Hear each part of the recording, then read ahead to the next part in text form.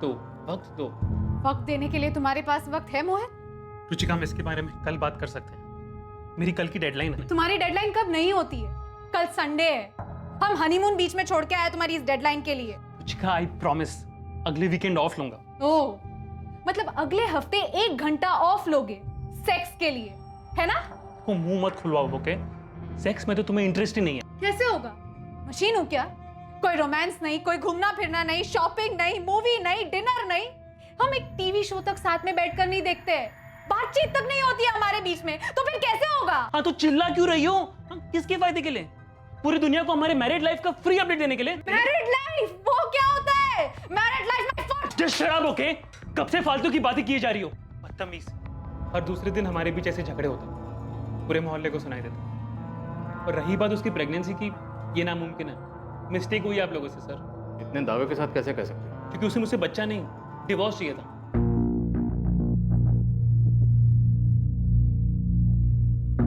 रुचिका, मुझे तुमसे कुछ कहना है। मुझे भी। रुचिका देखो, मैं सोच रहा था कि हमारे बीच इतना टेंशन है, अगर हम बच्चा करें तो शायद चीजें बेहतर हो। हाँ मोहित, मैं तुमसे कहने वाली थी मुझे डिवोर्स चाहिए। मैं अब और ऐसे नहीं रह सकती। ऐसे नहीं रह सकती मतलब? हाँ? मैं कि तुम्हें टॉर्चर करता हूँ जो तुम ये ड्रामा कर रही हो? तुम्हें पूरी जिंदगी ना यही रहना होगा मेरे साथ, इसी रिश्ते में। जिंदगी भर? 6 महीने में अगर तुमसे डिवोर्स नहीं लिया ना, तो मेरा नाम भी रुचिका नहीं। पिछले 6 महीने से वो अलग सोती थी। हमारे बीच सेक्स नहीं, सिर्फ सन्नाटा था, ढेर सारा गुस्सा था। तो बच्चा कहाँ से होता सर? हमें तुम्हारा डीएनए सैंपल लेना होगा, फिटस के अंश से मैच करना होगा। हाँ तो कर लीजिए सर, बिल्कुल कर लीजिए। रिजल्ट नेगेटिव ही निकलेगा। वो लाश रुचिका की नहीं है और वो बच्चा मेरा नहीं हो सकता। रुबीना, तुम मोहित को डीएनए के लिए ले जाओ और रिपोर्ट होनी को भेज देना। अगर माँ बाप का डीएनए लाश के अंश के साथ मैच होता है और मोहित का डीएनए फिटस के डीएनए से मैच होता है, तो मतलब मोहित झूठ बोल रहा है। तोड़ेंगे उसे, बुलवाएंगे। और अगर मोहित का डीएनए फिटस के डीएनए के साथ मैच नहीं होता, तो फिर इसका एक ही मतलब, रुचिका का किसी के साथ अफेयर था। और इसीलिए शायद वो इतने अर्जेंटली मोहित से डिवोर्स मांग रही थी। तो क्या रुचिका प्रेमी का बच्चा रखना चाह रही थी? उसे शादी के लिए फोर्स कर रही थी और प्रेमी छुटकारा पाना चाह रहा था। तो अब रुचिका के प्रेमी को ढूंढना होगा। सर, अगर मोहित सच बोल रहा है तो ये प्रेमी खूनी हो सकता है।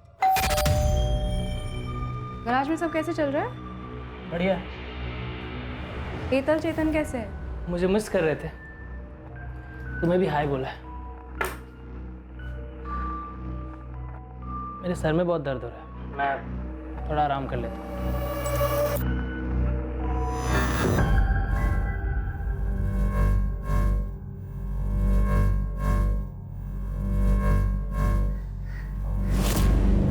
फोन पे फोन किए जा रही थी मैं। कहाँ गए थे आप? दुकान पर भी नहीं थे। एक जरूरी काम था। नहीं, कुछ छुपा रहे हैं आप? आपने मुझे बताया नहीं कि आपने मानसी को धमकी दी थी कि आप फैज को फंसाएंगे।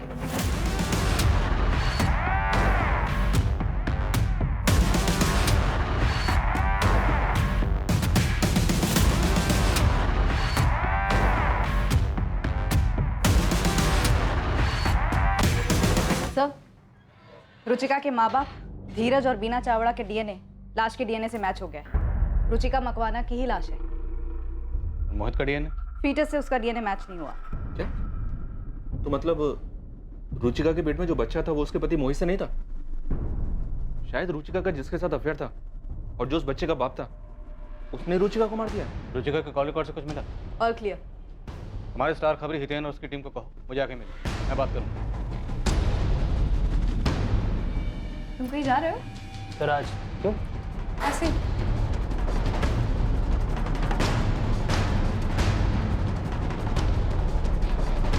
खबरी हितेन और उसकी टीम मैदान में उतरी, पर मैदान पूरी तरह से खाली मिला।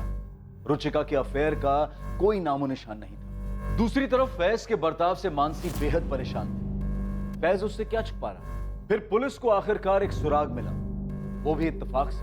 साहब, आपने बोला था कि सूंघ के निकालो, तो फिर बस उसी फिराक में परसों रात को मैं घर से बाहर निकला। जय कृष्ण कॉलोनी में चक्कर लगा रहा था और फिर सूंघने की कोशिश कर रहा था साहब। तब एक अलग ही पिक्चर देखने को मिली मुझे। पिक्चर? हाँ साहब, एकदम ड्रामे वाली। वो रुचिका और मोहित के बिल्कुल बगल वाले घर से।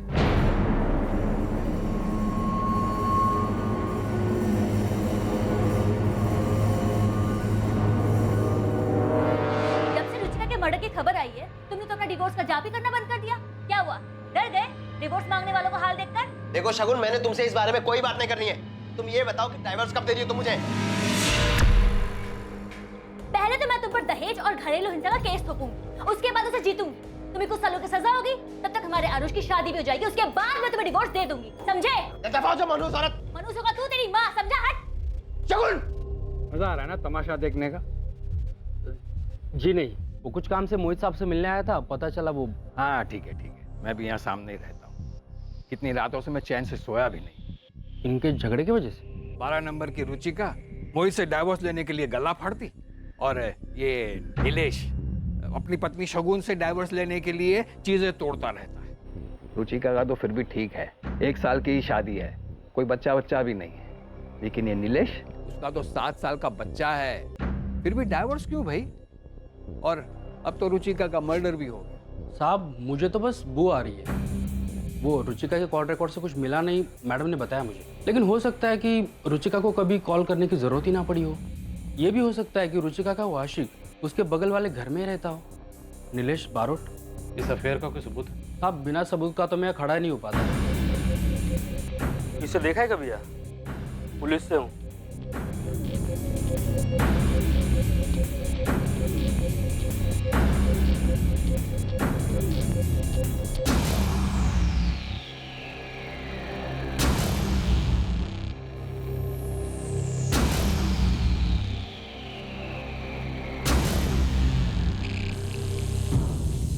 ये नीलेश का फोटो और ये नीलेश का नंबर। सब कॉल रिकॉर्ड भले ही साफ हो, लेकिन लोकेशन रिपोर्ट से बहुत कुछ हाथ आ सकता है। सर ये अपना किलर हो सकता है, पर मुझे नहीं लगता इसने ये अकेले ने किया।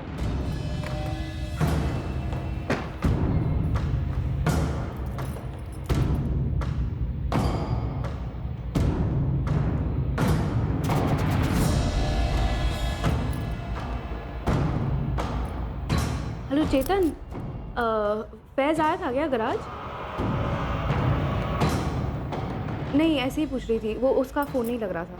मैं बाद में बात करती हूँ।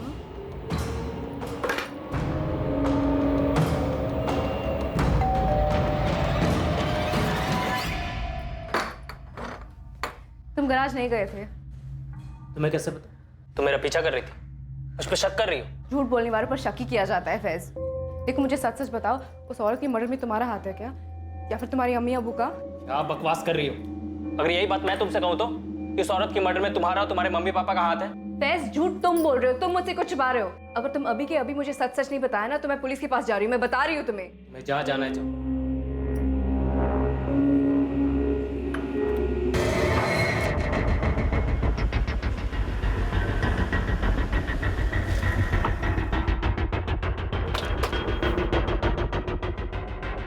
नीलेश बारोट ऑफिस में है?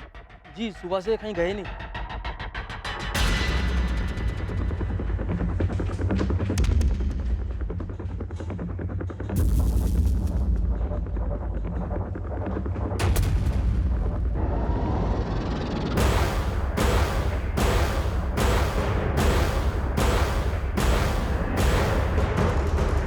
मानसी, मानसी,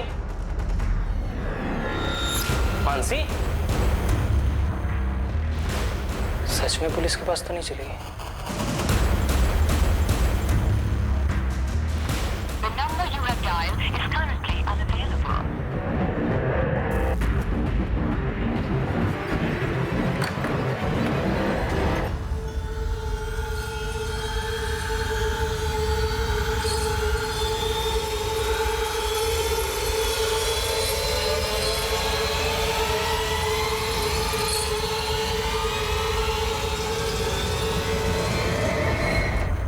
देखिए, आप लोग मुझ पर इस तरह से झूठा इल्जाम नहीं लगा सकते। एक तो आप ये केस सॉल्व कर नहीं पा रहे हैं और ऊपर से मुझे बली का बकरा बना रहे हैं। आपके किसी भी सवाल का कोई जवाब नहीं दूंगा मैं। मुझसे आपको कुछ नहीं मिलने वाला। हमारे इस लॉकअप में अक्सर मुजरिम उगलते हैं और हम सुनते हैं। आज कुछ अलग करते हैं। आज हम बोलेंगे और तू सुनेगा। तुम और रुचिका पड़ोसी थे, पड़ोसी से फिर दोस्त बने, दोस्त से फिर प्रेमी और प्रेमिका, और फिर तुम दोनों में अफेयर शुरू।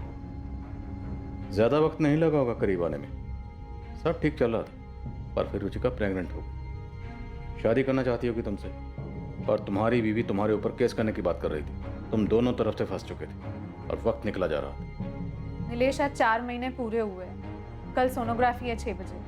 मैं मोहित को सब कुछ सच सच बता देना चाहती हूँ। लेकिन रुचिका, उससे शगुन को भी तो सब कुछ पता चल जाएगा ना। उसने खुलेआम धमकी दी है, बोलती है केस ठोक दूंगी। और नीलेश, मैं अब और इंतजार करना नहीं चाहती। मैं सबको जल्द से जल्द बता देना चाहती हूँ कि मैं माँ बनने वाली हूँ, तुम्हारे बच्चे की, तुम्हारे साथ रहना चाहती हूँ। और वैसे भी कुछ दिनों में लोगों को दिखने ही लगेगा कि मैं प्रेग्नेंट हूँ। प्राणतीज में एक कुल मंदिर है, वहां चल करके शादी कर लेंगे कल। लेकिन तुम्हारी बीवी, वो केस? अरे वो सब छोड़ो ना, एक बार हम लोग शादी कर लेंगे तो मोहित और शगुन को सब कुछ सच सच बता देंगे। अरे बोल देंगे प्यार करते हैं यार। You happy now? तुम इस दबाव से तंग आ चुके थे, इस रिश्ते की मुसीबत से छुटकारा चाहते थे।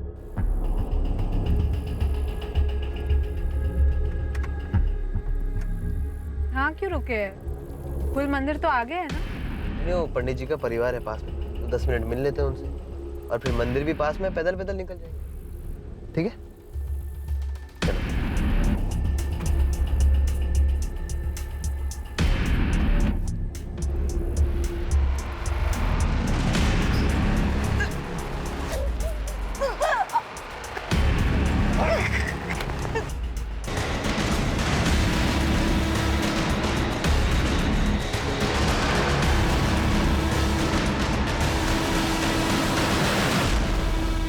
रुचिका को मानसी समझने की प्रांतिज पुलिस और हमारी गलती का तुमने फायदा उठाने की सोची। तुमने मानसी और फैज के केस को बड़ी बारीकी से स्टडी किया और फिर वो चिट्ठियां लिखी। कोई साथीदार था या ये सब अकेले ने किया? आपके पास मेरे खिलाफ एक भी सबूत नहीं है, एक भी नहीं। तुमने फैज की किसी और से बात होते हुए सुनी? कोई मिलने आया था उससे? ये भैया बस यहीं रोक दीजिए।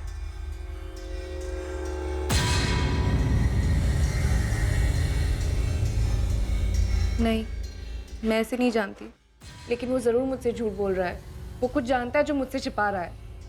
सबूत की टेंशन मत लो बेटा, एक नहीं 2 है। तुम लोगों ने प्लानिंग तो बहुत तगड़ी की। रुचिका और तुम मोबाइल पर कभी बात ही नहीं करते थे, और रुचिका जब भी तुमसे मिलने ऑफिस आती थी तो अपना फ़ोन स्विच ऑफ करके घर पर ही छोड़कर आती थी, है ना?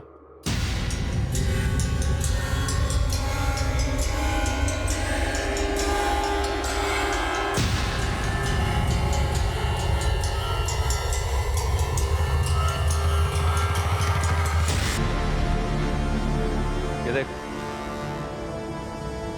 इन फोन लोकेशन के हिसाब से मर्डर वाली रात तेरे फोन की लोकेशन ठीक उसी जगह थी जहां पर रुचिका की लाश मिली। हमने रुचिका के पेट के फीटस का डीएनए संभाल के रखा है। वो सैंपल अब तुम्हारे डीएनए से मैच होगा। तू भी जानता है रिजल्ट क्या आएगा? रिजल्ट आएगा पॉजिटिव। क्यों? क्योंकि वो तेरा बच्चा है। नीलेश बरोड़, अपनी जिम्मेदारी से छुटकारा पाने के लिए तुमने बेरहमी की नई मिसाइल काम कर दी और साथ ही 2 परेशान परिवारों को जहन्नम के दर्शन करवा दिए। इतना ही नहीं, फैज के नाम का झूठा सुसाइड नोट लिखकर फॉल्स एविडेंस प्लांट करके हमें गुमराह करने की कोशिश की। बहुत घुमा लिया तुमने। अब बोल, वरना अच्छे खासे लोगों को गायब करके उनकी लाशों को ठिकाने लगाना हमें भी आता है। बोल, मेरा साथीदार कौन था?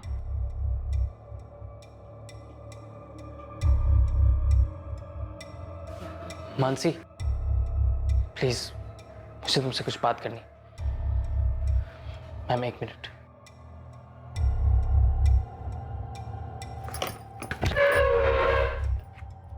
बोल, कौन था जोड़ीदार? बोल बोल बोल बोल बोल बोल बोल, कौन था जोड़ीदार? बोल। मानसी, मैंने तुमसे झूठ कहा था। मैं गैराज नहीं गया था। बताता बोल बोल। बताता। मेरा भाई कुंदन, और वो लेटर भी उसने पोस्ट किए थे।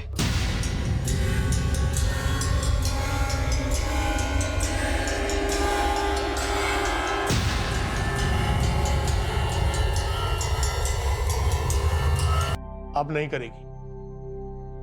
मैं नईम खान से मिलने गया था। क्या? हाँ बोलो, क्यों बुलाया मुझे?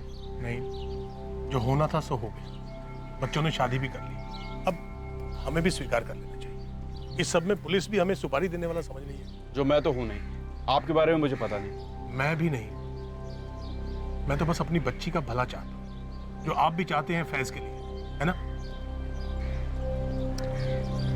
ठीक कह रहे हो रामजी भाई, इस बात पे मिट्टी डालते हैं। इन दोनों बच्चों की मर्जी कबूल कर लेते हैं। फैज, अगर इतनी सी बात थी तो तुमने मुझे पहले क्यों नहीं बताया? तुम्हें क्या लगा कि मैं तुम्हें तुम्हारी अम्मी से मिलने नहीं दूंगी? नहीं मानसी, ऐसी बात नहीं है। तुम अपने घर वाले से मिलने नहीं चाहती थी और मैं नहीं चाहता था कि मुझे मेरे घर जाते तक तुम्हें बुरा लगे। लेकिन हमारा प्यार सच्चा है मानसी।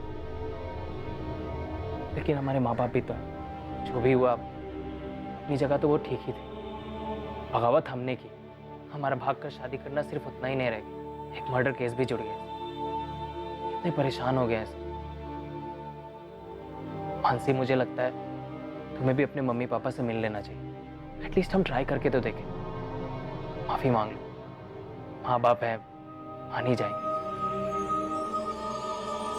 नीलेश बारोट और उसके छोटे भाई कुंदन पर धारा 302 के तहत डबल मर्डर के चार्जेस लगे हैं, रुचिका के और उसके पेट में पल रहे बच्चे के मर्डर के जुर्म में। साथ ही धारा 120 के तहत सबूत मिटाने और पुलिस को गुमराह करने के चार्जेस भी लगाए गए हैं। मोहित मकवाना को जुडिशियल कस्टडी से रिहा कर दिया गया है और उसके खिलाफ सारे चार्जेस खारिज कर दिए गए हैं। रुचिका के पेरेंट्स को उसके अफेयर और उसके मर्डर की हकीकत को मानने में काफी समय लगेगा। फैज और मानसी ने हिम्मतनगर में ही रहने का फैसला कर लिया है।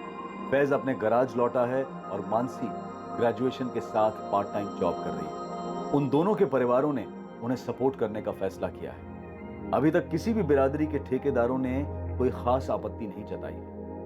क्रिमिनल्स जितने शातिर और चालाक होते हैं उतने ही इलॉजिकल भी होते हैं, और ऐसे अनगिनत केसेस हैं जहां जुर्म करने के बाद और उसे छुपाने के चक्कर में वो खुद अपनी कब्र भी खोद देते हैं। इस केस ने एक बार फिर से साबित किया कि जुर्म कभी सफल नहीं होता, बस सिर्फ देर होती है उसे गलती की रोशनी में आने की जिसे मुजरिम कर ही बैठता है। बहरहाल इस केस में इन्वेस्टिगेशन के हाथों कुछ गलतियां और लापरवाहियां होने के बावजूद जिस तरीके से उन्होंने इस केस को हल किया वो काबिले तारीफ है। अब मैं अनूप सोनी आपसे विदा लेता हूं, फिर मुलाकात होगी एक और नए केस के साथ कल रात 11 बजे कौन बनेगा करोड़पति के बाद। और याद रखें, क्राइम और आपके बीच में सिर्फ इतना फर्क है कि आप कितने सतर्क हैं। सतर्क रहें, सुरक्षित रहें